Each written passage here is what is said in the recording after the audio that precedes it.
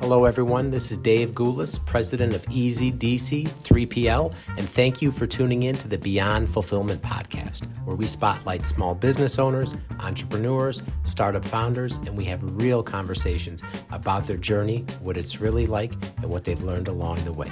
Thank you and enjoy the show.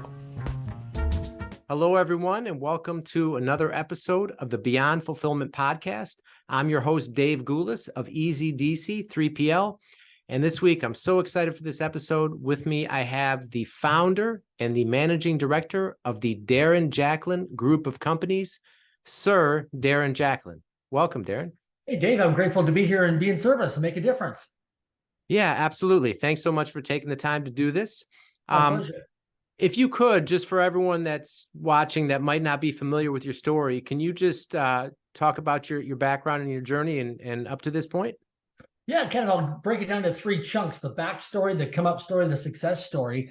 So backstory, really interesting. I grew up in a middle income family, failed grade 1 of public school, was then misdiagnosed with a learning disability and a reading disability. So it was determined by the public school system to actually put me into what we call special education or special education classes. And so failing grade 1 of public school, I went into what we call special education. And from grade 1 all the way through to grade 12, I was in special education. So I was in a very small specialized class with children that had learning disabilities and reading disabilities and special challenges in their life. And so, in my younger days, it was trauma, right? I looked at it as very traumatizing, but today it's gifts, it's blessings in disguise. And so by the time I was 7 years of age, I created my first little business enterprise called Rent a Kid. I would go out and cut grass, shovel snow in the wintertime, and deliver newspapers 6 days a week. And what I realized is that we don't have money problems in life. There's no lack of financial resources on this planet. There's an overflowing financial abundance. We don't have money problems in life. We only have thinking problems. And the fastest path to cash is to go out and solve a problem for other people and be in service. And as a fair means of exchange is a win-win opportunity when you solve problems. So I just started knocking on doors, and I knocked on hundreds and hundreds of doors as a young age. And by the time I was 9 years of age, I had my two best friends in my neighborhood, which today, 40 plus years later, we're still great friends to this day. In fact, I just talked to one of my friends just a few hours ago who was part of my Rent a Kid business when I was 7, 8, 9, 10, 11 years of age. And so failed my way through junior high school, got into high school. And when I got into grade 11, I was taken out of class one day by a guidance counselor and a school teacher to the career counselor or guidance counselor's office. And they sat down, they said, Darren, if you graduate from grade 12, because your grade point average is you're a D student, you're about 53, 54% grade point average. If you graduate from grade 12, what do you plan to do with your life? And I said, I want to travel in the world. I want to make a lot of money. I want to have a lot of fun. I want to make a big difference in the world and serve a lot of people. And I want to travel and build enterprises and stuff. And they looked at each other and said, look, you're never going to get an MBA, never going to get a PhD, never going to amount to much. These are all wishful thinking dreams, but you're never going to go to college, never go to university because you don't have a good grade point average. And they said, guys like you are what we call throwaway kids. Throwaway kids. Imagine that term today, throwaway kids in, this age of life where we are now in this, just wouldn't fly. It'd be a class action lawsuit, right? So the thing is that I left high school, barely passed through high school, struggled with my self-esteem, my self-confidence, my identity. Ended up doing multiple suicide attempts to end my life at driving my car at 85 miles an hour, 140 kilometers an hour towards a telephone pole, premeditated. And on my final suicide attempt, I stopped the car. I said, I can't hit this telephone pole. I just can't do this. I got scared. I drove to a 24-hour crisis line. That was a telephone crisis line service, rang their door buzzer, and I turned myself in. This is back in the early 1990s. And then they offered me some guidance counseling and psychology counseling and training. And then the lady said to me, hey, have you ever heard of Dale Carnegie? I don't know who Dale Carnegie is. He'd be a great mentor to you. So she gave me an address and a time and a date and said, go to this hotel and go meet Dale Carnegie. So I went over to this hotel and was walking around the hotel lobby looking for Dale Carnegie. And the lady says, can I help you? Who worked at the hotel? And I said, I'm here to meet Dale Carnegie. She was upstairs in the conference room. So I went up there, didn't realize the guy had passed on and created a legacy of the Dale Carnegie training system and was a best-selling author of How to Win Friends and Influence People and a few other books. So I ended up sitting in this classroom, right, which reminded me of school, of these people, all adults, and they're there to take a Dale Carnegie training program for 12 weeks. And I was completely out of my comfort zone, completely terrified, probably the brokest person in the group as well. And at the time, and from there, I ended up signing up for the Dale Carnegie training program, changed my life. Highly recommend Dale Carnegie training. And then from there, got introduced to Toastmasters International back in the early 1990s through another member of Dale Carnegie. And I started learning about public speaking and communication and leadership skills, and advanced over the years, spent 11 years in Toastmasters, which is a phenomenal organization, very inexpensive organization globally to join, but huge upside of benefits if you apply yourself consistently.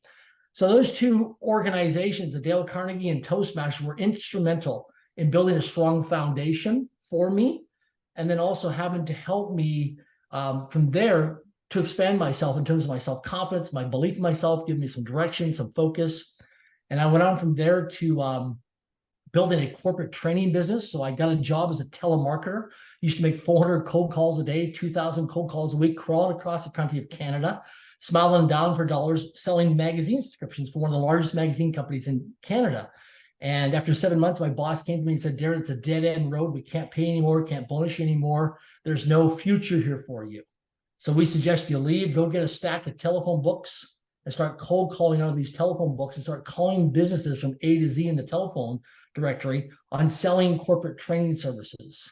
It's completely terrifying because I was living paycheck to paycheck. I didn't have any cash reserves. I needed that paycheck. I was so stuck on that paycheck of that security and safety financially. So my boss kind of pushed me out the door a couple weeks later, and here I am, 1995, and I start dialing for dollars, start calling these companies.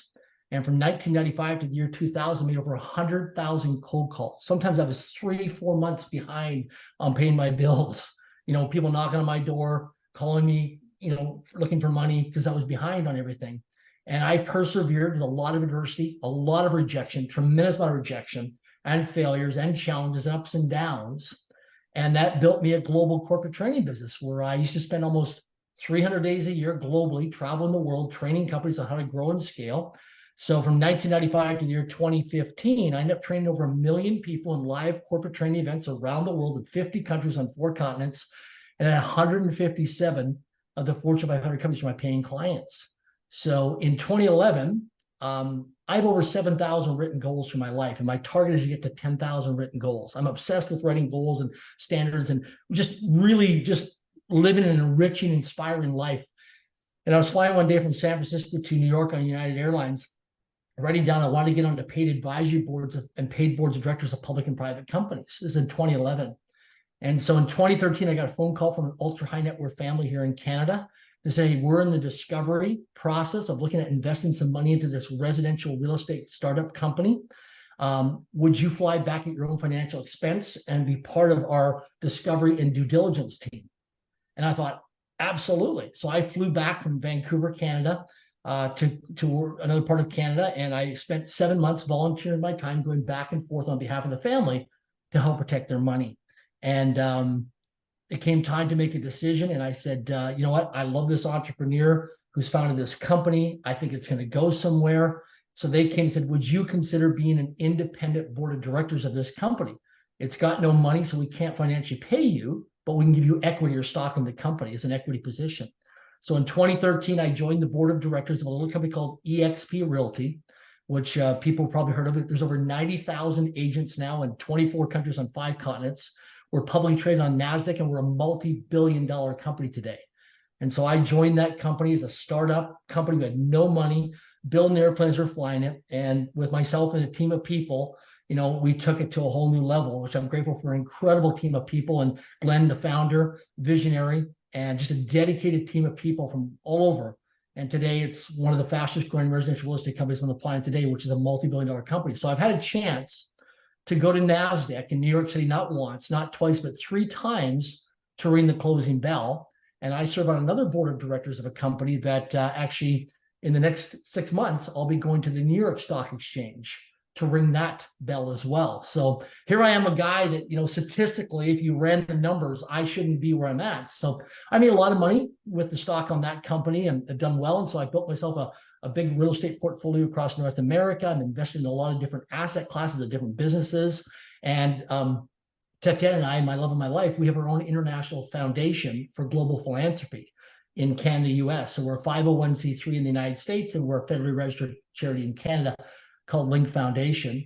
And then I wanted to get into better shape. So I started climbing the big mountains in the world. Mount Kilimanjaro, I've already summited. I'm training right now for Antarctica in January 2025 to summit Mount Vincent, the coldest place on planet Earth. So a lot of training and scenario plan on that. And I created what we see here, E2E, Elevate to Educate, which is a hiking fundraiser to help people with their mental health and create community and connection and shared experiences. So we bring people out to come hiking from all over North America. We do a hike as a hiking fundraiser at hikingfundraiser.com, and we collect the money from that from registration and sponsorship.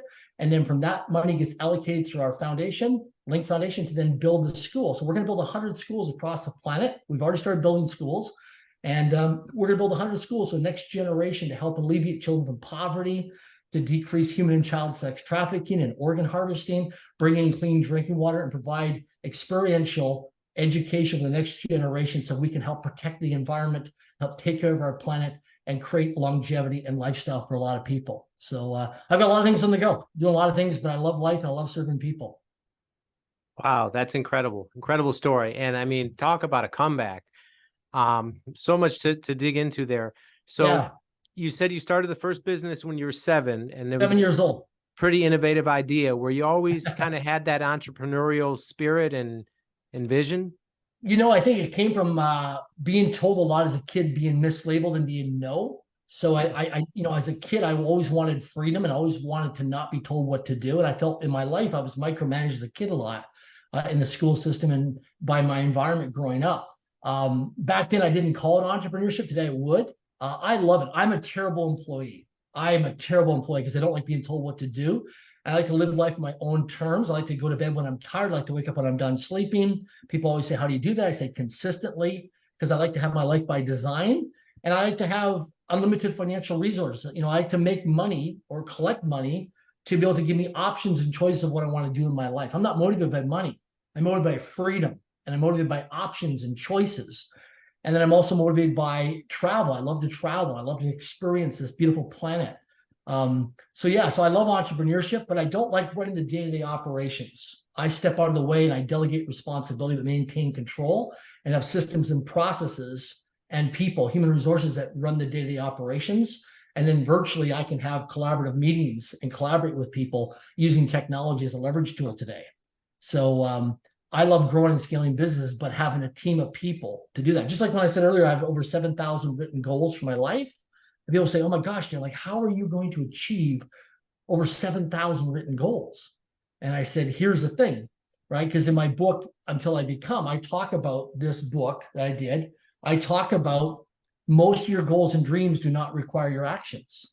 It's all about creating teams and teamwork. Look at any of the billionaires. Look at any of the top successful people in business, in sports.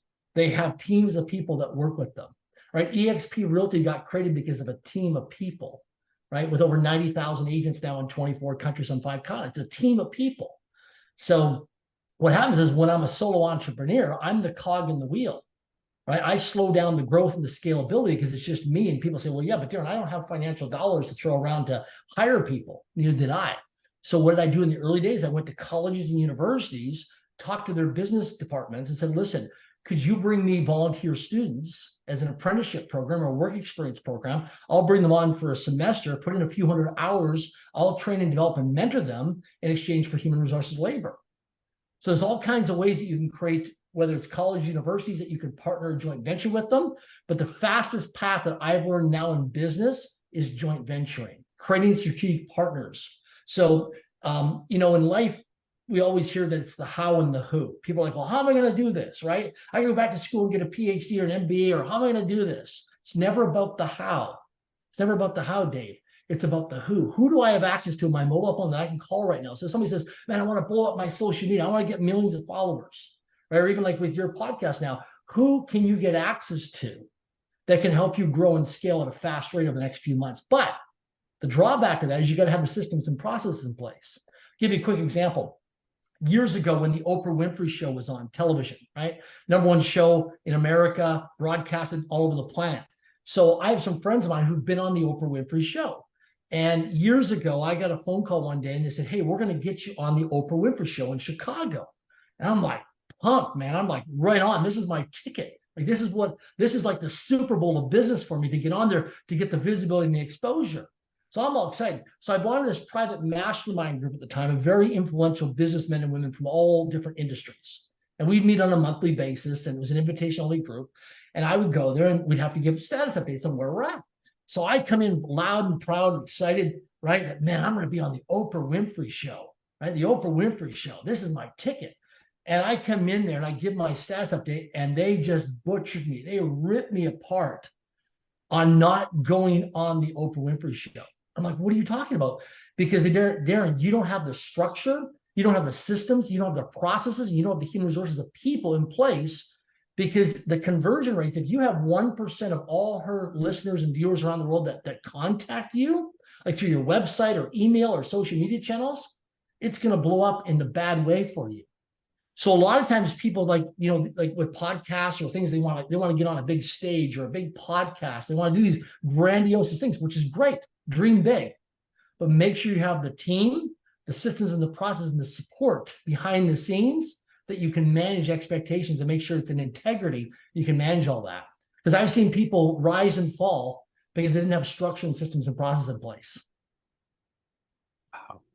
Okay. So like you mentioned, you've always, it seems, studied some of your background. You've been very creative and resourceful because you did a lot with very little, especially as you were coming up. Yeah. No, I had no money. I struggled. Like I'll give you an example just because I'm a very practical person. I used to have today I've made millions of dollars, but I in my 30s, I had an R9 credit rating. So let me just give you some specifics on what that means, an R9 credit rating. So with Equifax and TransUnion Credit here in North America, they're credit reporting bureaus, right? They're very well known, very well established, right? Equifax and TransUnion Credit, very reputable. So I had an R9 credit rating, which is the worst possible case scenario of a credit score you can get. I had an R9. I've been so financially broke that I went to file personal bankruptcy, and I couldn't afford the financial fees to declare personal bankruptcy, so I couldn't afford to go bankrupt. I've been so financially broke, I've eaten my next meal out of a garbage dumpster in a back alley at a Greek restaurant. I've been so financially broke, I collected welfare for a few months. And I've been so financially broke that I've actually lived in a tree house that a friend of mine built for his children. And I lived in his tree house for a few months until I got reset and refocused and back on my feet again. So I've had some financial adversities in my life and failures. And I went from there to becoming a multimillionaire. So I share people say, oh, it must be nice for you to become a multimillionaire. So listen, I was so broke, I couldn't pay attention. Like I was so broke with the R9 credit rating, credit cards maxed out, bill collectors calling me, even knocking on my door. I got my car repossessed. I went years behind on not paying my taxes. And today everything is in integrity. Because back then I didn't have any integrity, and then I got selective integrity. And now to me, without integrity, nothing works.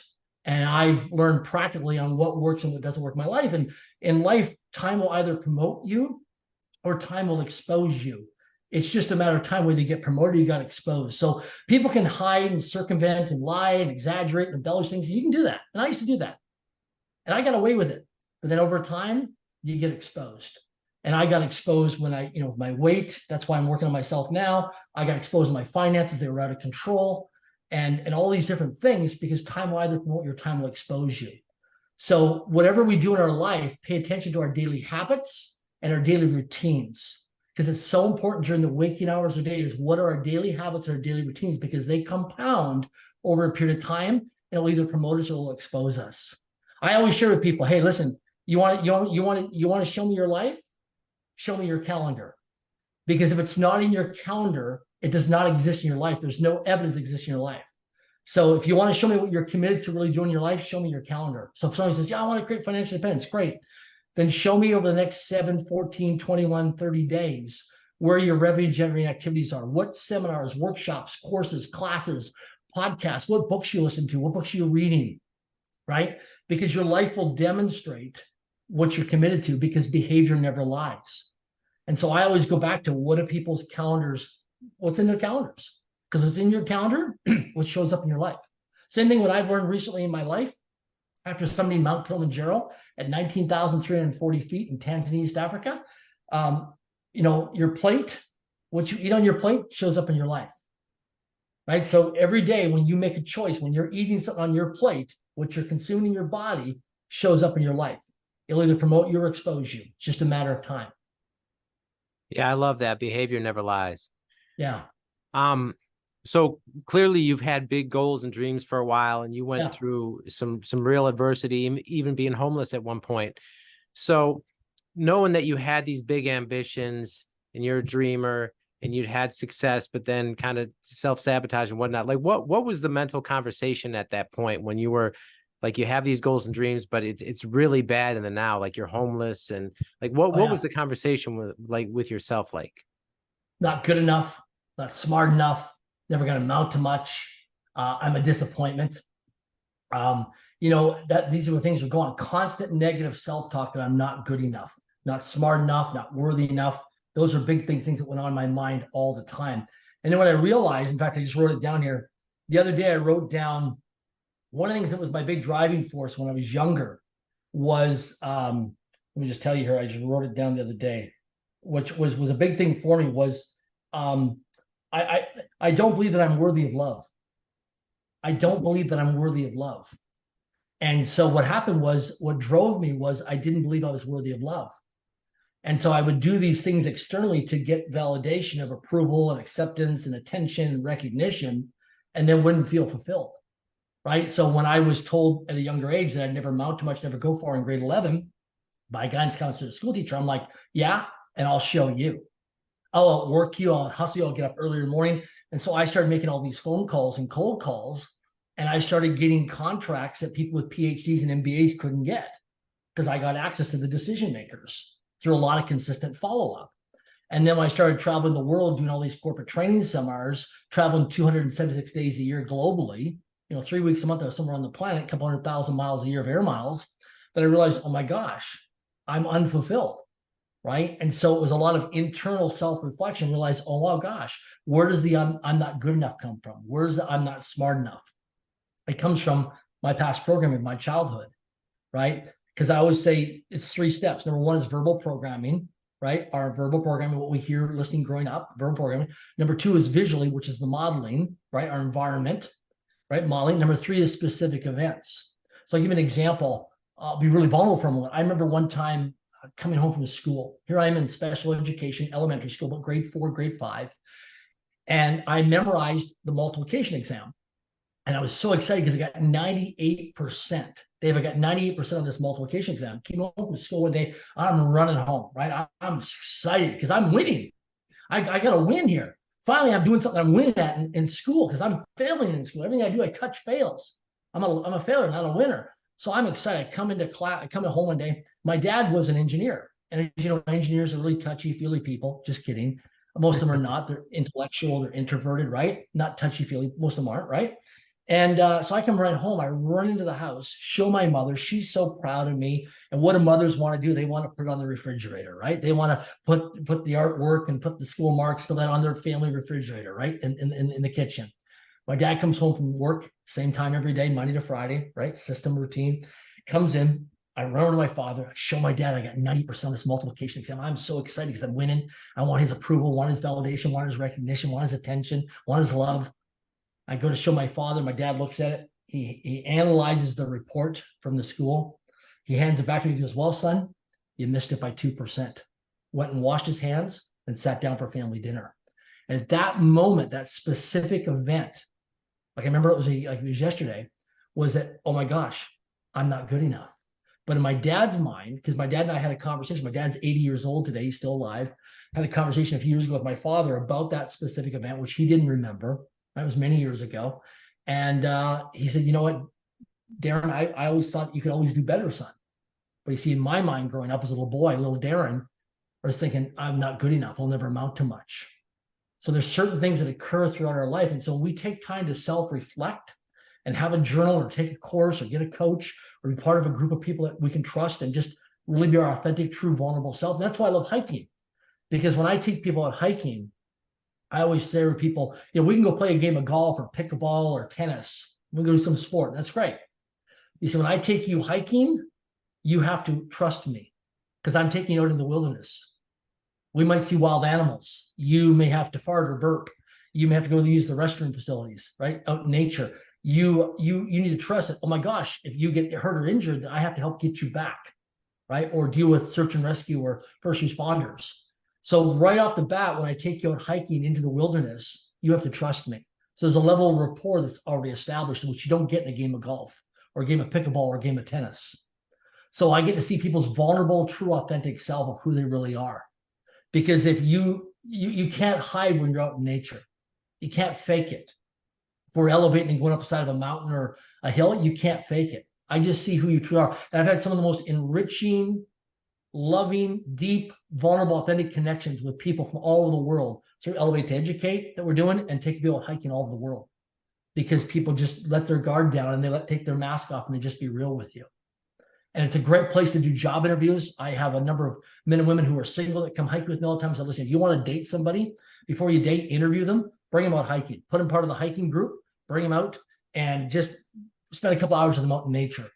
And you'll start to see their strengths, their weaknesses, their vulnerabilities, what they're good at. Do they exaggerate things? Do they embellish things? Because everything will just show up out on the hiking trail. It's a really cool experience to take people out and just be out in nature and just be out there in their true, authentic voice. And they become 5-year-olds, 7-year-olds. Little Dave comes out. He's 5, 7 years old out in nature, playing, having fun, having a great experience. Yeah, that's a great organization you built there and doing that. How did you, because you seem so self-aware and so just so in touch with what all these traumas and what all these negative events have done, and like, how did you start to unpack all that and change it?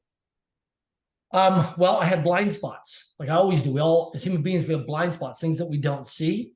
And my network of people, my inner circle around me. So I realized, so for example, in my relationship with Tatiana, okay, what I realized was your intimate partner, male or female, your intimate partner can actually be your greatest coach or mentor in your life, because they see your strengths, they see your weaknesses, they see your vulnerabilities, they see what you're good at, what you're not good at, because they spend the most amount of time with you, quality time.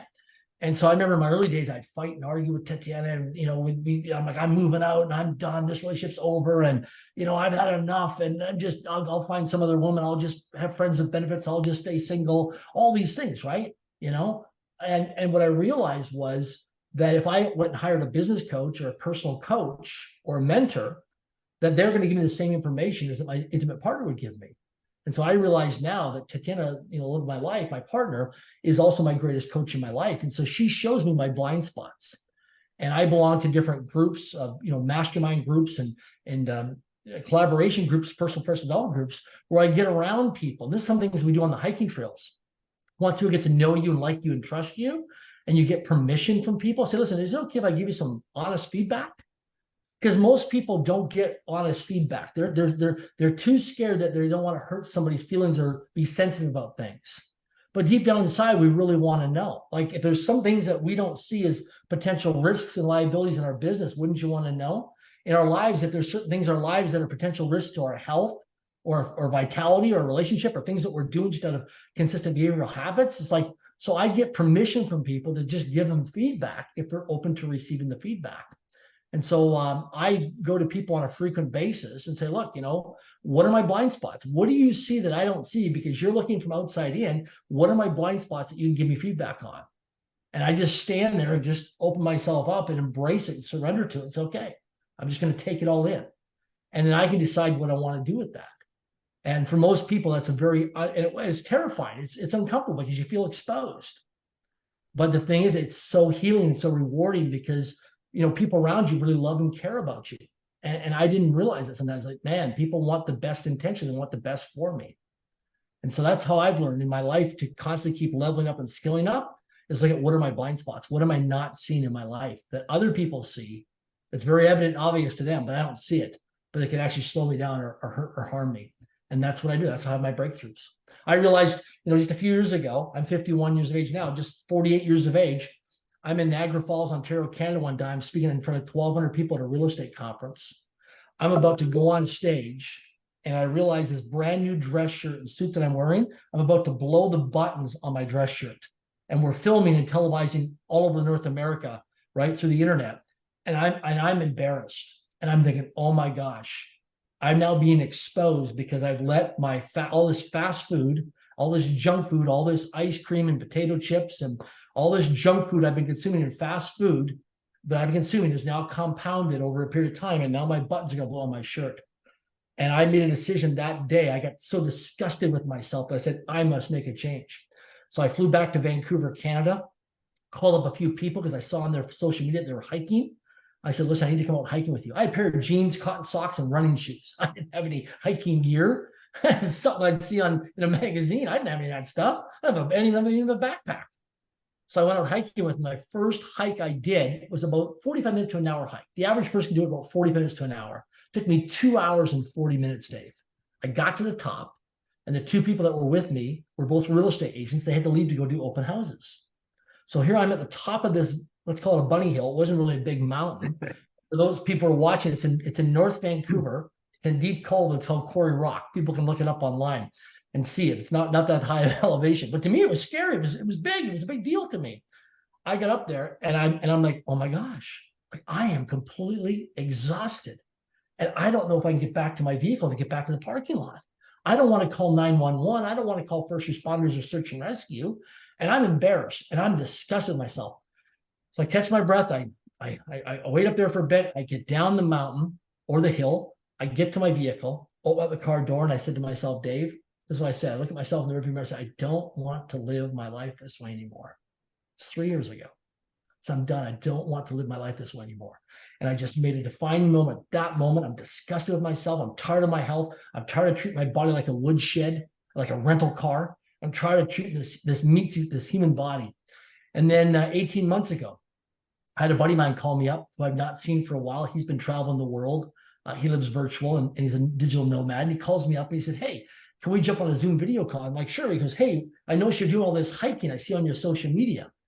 He goes, my 40th birthday is coming up. And he said, I'd love for you to be part of my team to go to Tanzania, East Africa, to summit Mount Kilimanjaro, 19,340 feet in elevation, 5,895 meters. And I said, no. He goes, what? I said, 100% no. No, that's crazy. I'm not doing that. I'm a hard no. He was like, hold on a second here, Darren. Don't take yourself out of the game before the game's even begun. You always teach me that. I said, no, listen, every man has to know his limitations. I'm just new to hiking. Like I'm doing I'm the beginner. I'm doing the green hiking trails. I'm not doing the 7 peaks of the world. And he goes, what if you train for it? What if you have a whole year you can train for Mount Kilimanjaro? I'm like, yeah, right. How am I? You have to understand. That's ridiculous. So he had me call somebody up who was in Phoenix, Arizona, who was 100% legally blind. And this guy has no eyes. His eyes got surgically removed and they're fake porcelain eyes. And this guy successfully summited Mount Kilimanjaro and Mount Everest Base Camp, 100% legally blind. And so he told me, he said, Darren, if I can summit Mount Kilimanjaro and I can do Mount Everest Base Camp, what's your excuse? Because all excuses are equal. I thought, you're right. So I called my buddy Aaron and I said, Aaron, I'm in. So I trained for Mount Kilimanjaro for a full year, put everything into my calendar, built structures, daily habits, daily routines, systems, accountability, responsibility, and reporting, created all that structures in my calendar, so brought into existence, and I successfully summited Mount Kilimanjaro. Now I'm so inspired and enriched by hiking, I created Elevate to Educate, right, which now builds schools, and now I've created a global movement of people coming from all over the world to help me do this. So now I've taken something that I was scared of, terrified of, something I did for my own self-satisfaction to release weight. Now I'm in the best physical shape of my life. Now I've created this global community where we have shared experiences to bring people out to hike for a cause and make a difference. And people go to hikingfundraiser.com, and when they go to hikingfundraiser.com, they register for a hike. And now we're setting up hikes all over the US and Canada. So I turned a crisis into an opportunity. Because for me, it was a crisis. My health was a crisis. My health was starting to become scary for my life because I was statistically obese. So I turned a crisis into an opportunity that now serves people. Now build schools for children around the world. Yeah, that's one of the quotes from your book I wanted to get into. It's, I refuse to see a crisis without a blessing. Absolutely. Yeah. And just hearing your story, it seems like you had so many disadvantages, so many reasons to not succeed, but you just had this insane persistence, for lack of a better term, and consistency and daily habits. I mean, where does that come from?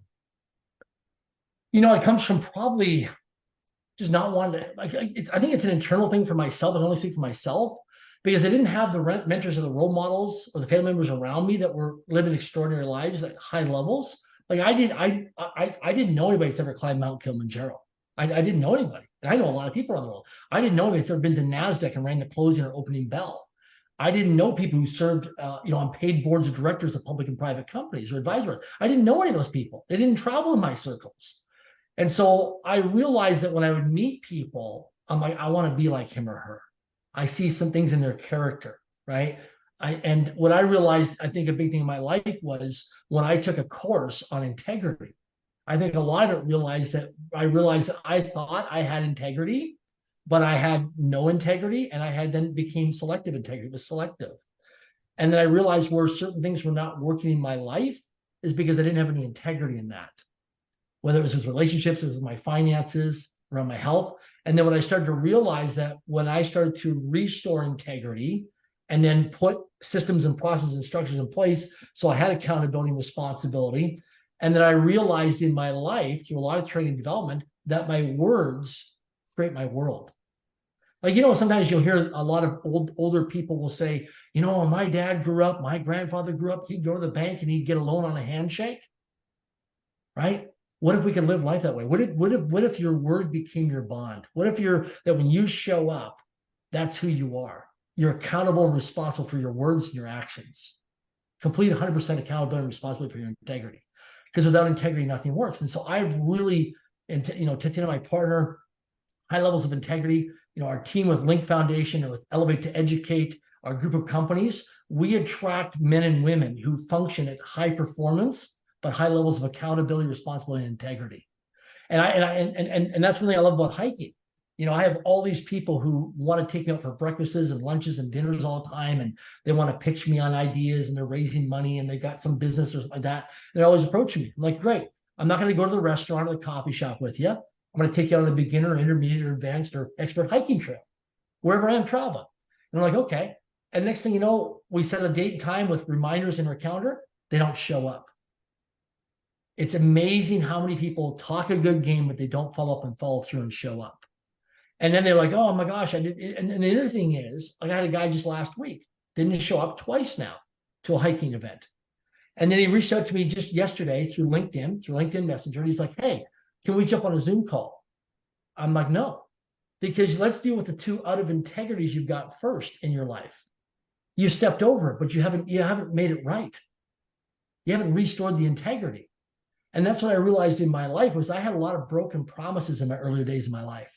I had no workability because people didn't trust me because I couldn't keep my word. So when I went back to all these people, I made lists of people that I was out of integrity with. And I went back and had the uncomfortable conversations with all of them.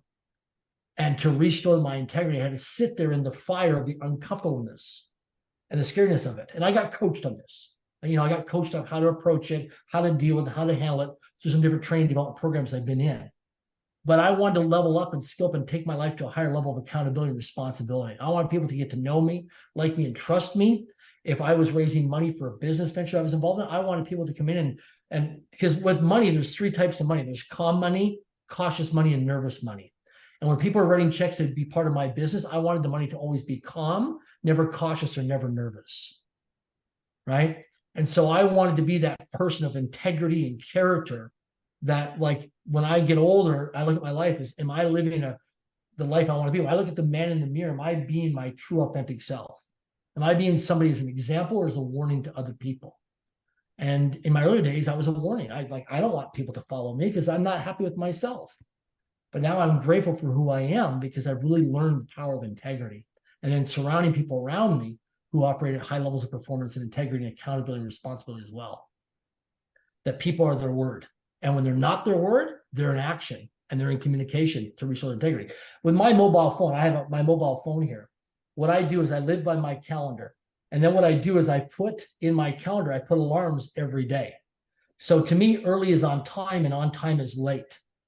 So let's give an example, Dave. Let's, for example, you and I were to meet over the next 3-4 weeks. We were to have 20 scheduled meetings in our calendar. Okay, we're meeting frequently. We're working on some project or some deal or some opportunity, and we've got like 20 things structured in our calendar over the next 3-4 weeks. Okay, we've got 20 interactions, and 19 out of those 20 times, I'm always early and on time. Like, so I developed this pattern with you that, oh my gosh, Darren's always on time. He's always his word. And that one time, I'm not on the Zoom call with you. Like, you're wondering, okay, is everything okay? Is it something happened to Darren?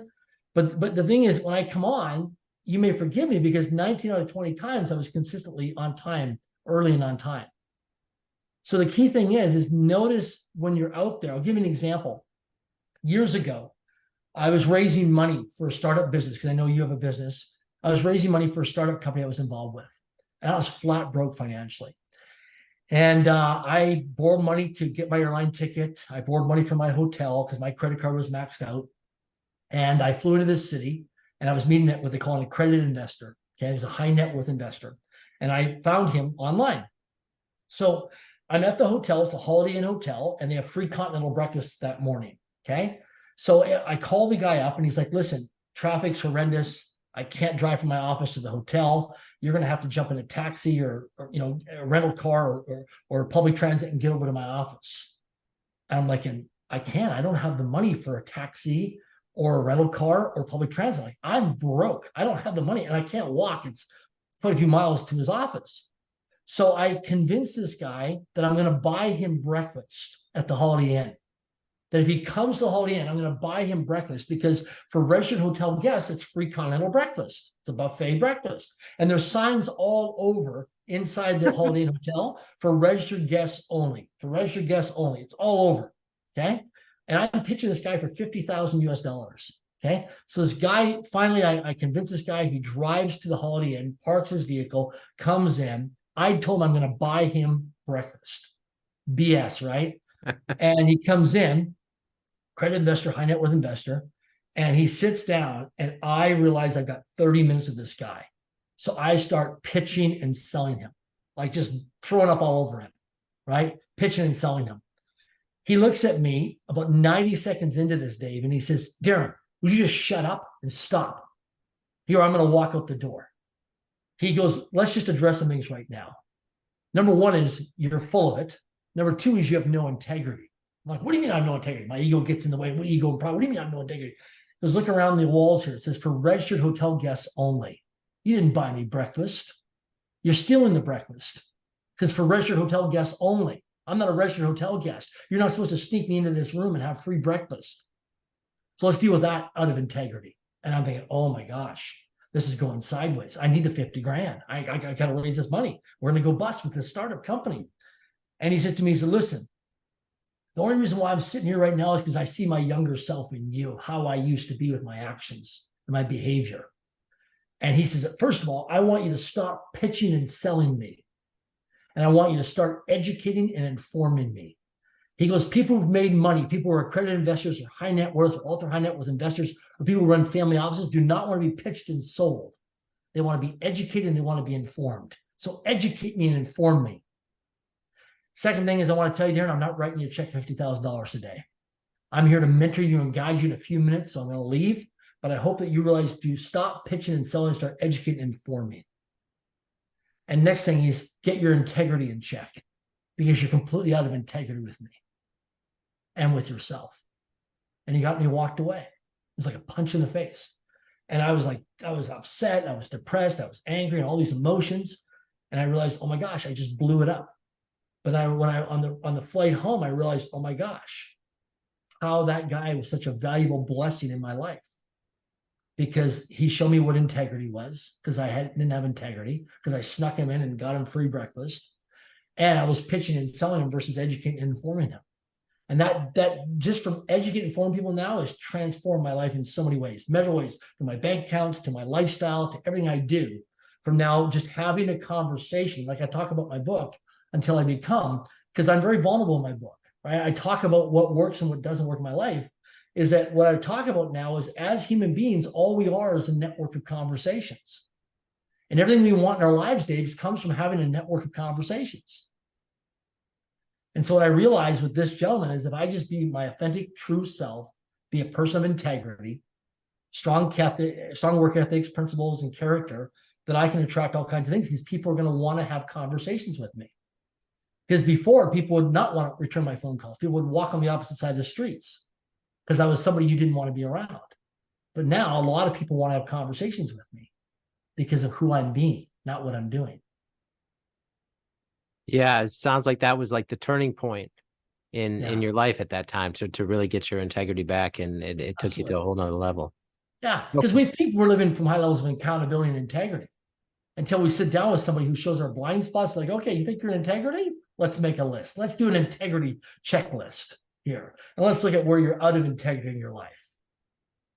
And you start to look at it up. You're like, oh yeah, I made this promise to this person. Like just people for an example, just think about what is something you gave your word to over the last 7 days that you haven't followed through on. And the biggest thing is people look at me today and they go, Darren, you have a lot of self-confidence.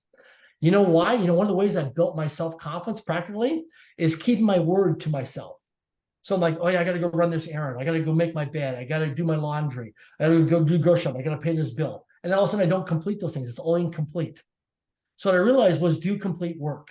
Commit to my commitments. If I commit to something, I commit to my commitments, even if it's hard. So even when I go hiking, it's pouring rain, it's snowing, it's windy. I don't feel like it. I still commit to my commitments.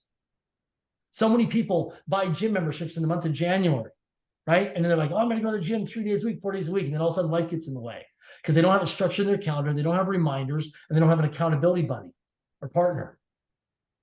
So if you put yourself into a class, into a group of people, it's harder to quit. So you build a structure. And that's what I always tell people. The reason why you quit is you have no structure. So when you put a structure in place, you'll follow through on that. Right? If you create a financial structure that you have to get to a certain place in a certain period of time, you have a structure with accountability, responsibility, and reporting, you'll get there. Same thing myself training right now for Mount Vincent in Antarctica. I have for the next several months, I have accountability, responsibility, and reporting with daily, weekly, monthly, quarterly reporting. And I have accountability for the coach every week. And then I have a head coach I meet with every month. And I have a support network of people around me. So I have structures put in place with systems and processes and alarms and accounting, reporting things so we can measure and track everything. So we know if we're on track or off track. And that's the key thing. So when it comes to setting a goal, and the thing is with my goals, when I started wanting to do Mount Kilimanjaro and wanting to do Mount Vincent, they were goals. Now they're standards. These are my standards, right? So like I have a standard in my life. I don't do drugs. Never done a drug in my entire life. Totally drug free. Never even smoked marijuana. I don't judge anybody else. It's not my thing. But I have a standard that I don't do any drugs. Okay. So it's not a goal that I'm never going to do any drugs. No, it's a standard. So now when it comes to my integrity, I set a standard. This is a must, not a should. It's not I'll try. It's a must. And standards. I must work out 5 days a week and then get great enjoyment out of that as well. Yeah, so a lot of people should take their shoulds and I'll tries and I want to do this to now standards. Take your clothes off and look at yourself in the mirror. Every week I post on my social media, my front, side, and back, my body. I post every Wednesday, I post on my social media. Now for the whole next year as I train for Antarctica, my front, my back, my side, my whole body. Nothing. Just I have somebody take pictures of me.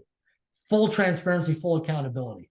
It also shows me a documented timeline as well, but I get a chance to see the measurable progress in my life because I'm exposing myself, but I'm also inspiring other people as well.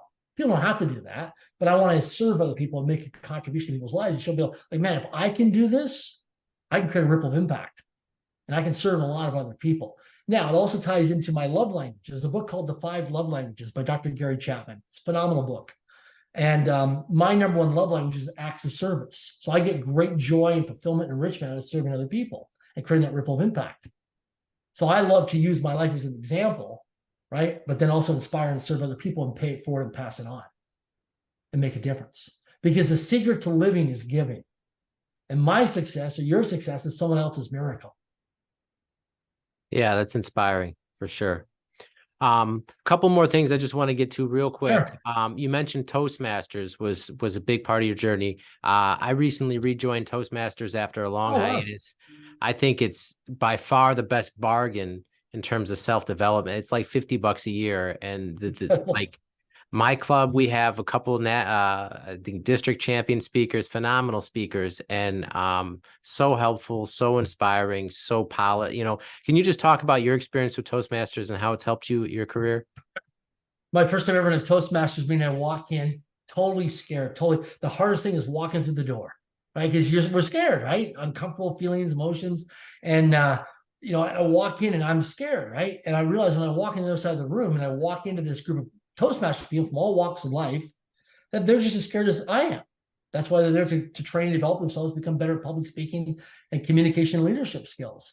So my first meeting I ever went to as a guest, I'm there, and they went around the room.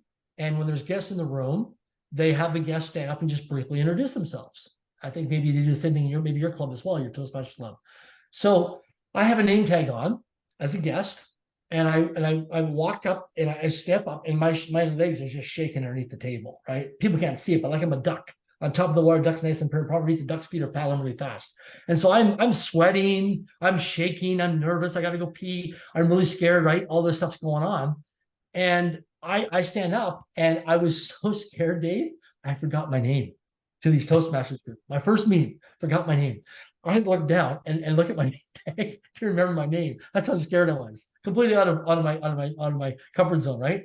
So this guy named Frank Kitching, he was 94 years of age in my Toastmasters group, one of the oldest living Toastmasters at the time. He's passed away now many years ago. But he goes, young fellow, that's why I need Toastmasters.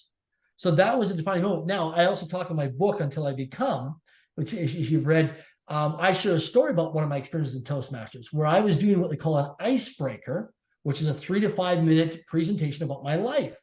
And I thought nobody ever wants to listen to my backstory. Like, it's all failures and adversities and challenges and rejection. What all these people are accomplished in this room, I take the time and listen to somebody else, not me, right? And that goes back to I'm not good enough, and I'm just looking to be loved. And so what happened was I go do my icebreaker, and we do the first part of the Toastmasters meeting. Then we have a 15-minute break to reset the room. And then we get ready for the formal part of the second half of the Toastmasters meeting, right? First and second, third speaker, then the general evaluator, and then the guests, and then they wrap up and you go through next week's meeting agenda. So I'm the first person up after the 15-minute break. And I'm like, oh my gosh, I can't do this. I can't do the icebreaker for 3 to 5 minutes. Like, I'm terrified. So I go through a whole thing in my head of benefits and drawbacks, and I do a whole scenario plan: best case scenario, likely case scenario, worst case scenario. And what's worst case scenario? Well, best case scenario is, I got to postpone this. So what I did was I went through a whole analysis of benefits and drawbacks of pulling the hotel fire alarm of the hotel.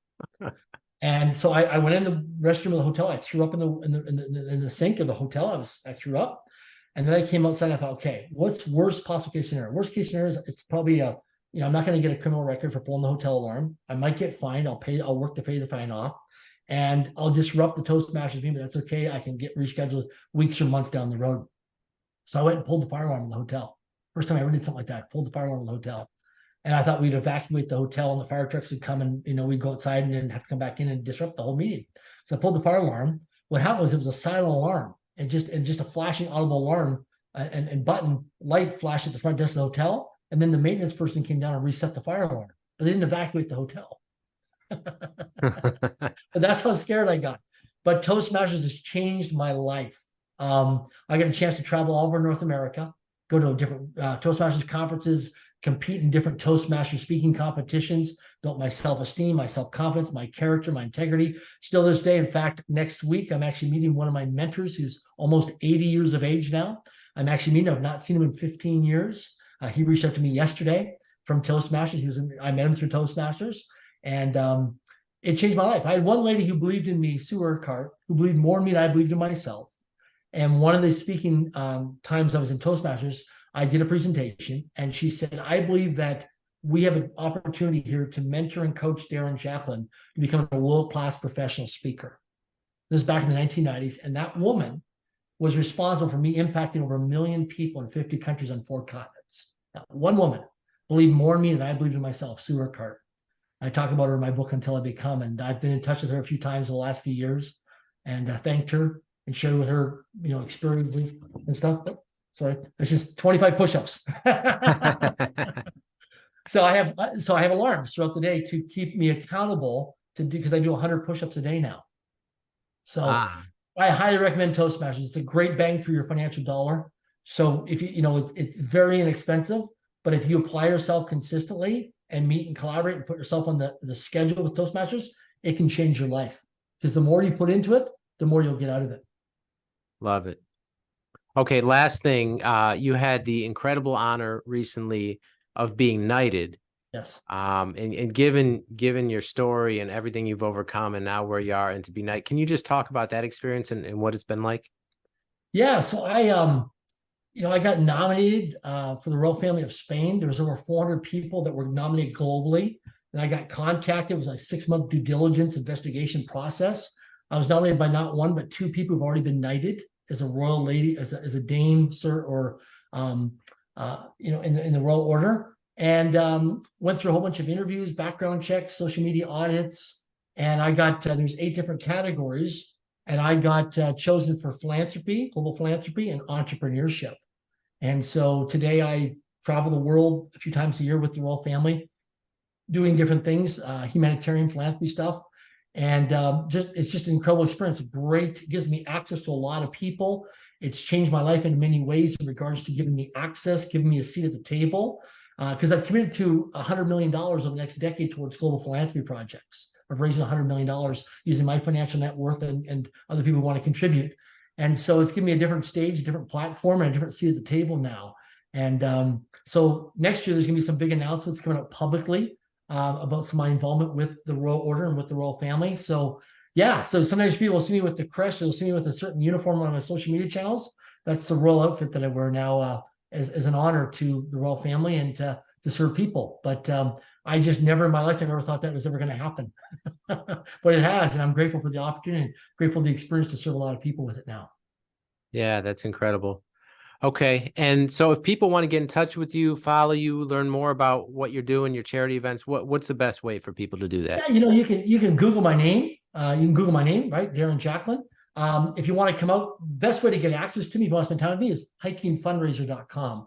Just go to hikingfundraiser.com. That's where I'm accessible because I love it. I love serving people. And that site changes all the time. We're always updating it, but go to hikingfundraiser.com, put in your information. So that way we can keep in touch with you and share with you different hikes we're doing across the United States of America or Canada or other countries. And you'll get a chance to come out, meet me, meet other like-minded people. Even if you're not a good hiker, if you're a walker, you're a slow walker, don't worry. We do things that are family-friendly from all walks of life. It's not a race. It's not a competition. It's hiking for a cause to serve people and support people and build a global community of shared experiences, to have a lot of fun and make a difference. Excellent. Excellent. Okay. We'll put that up on the screen as well. And Darren, thank you so much for being here. My Such pleasure. an inspiring story, and just excited to do what you next, see what you do next with all the good things you're doing for everyone out there. Yeah. So grateful to serve. Yep. All right. Well, that's all the time we have for now. We'll see you next time. Thank you. Thanks, everyone. Hello again. Dave Goulas here. Thank you for tuning in to the Beyond Fulfillment podcast. If you like what you heard on today's episode and you got value from it, please click the link below to subscribe so you'll be notified of future episodes when they drop. If you would like to be a guest on a future show, you can also click the link below, or you can email us at info@beyondfulfillmentpodcast.com. That's info@beyondfulfillmentpodcast.com. Thanks again for tuning in, and we'll see you next time.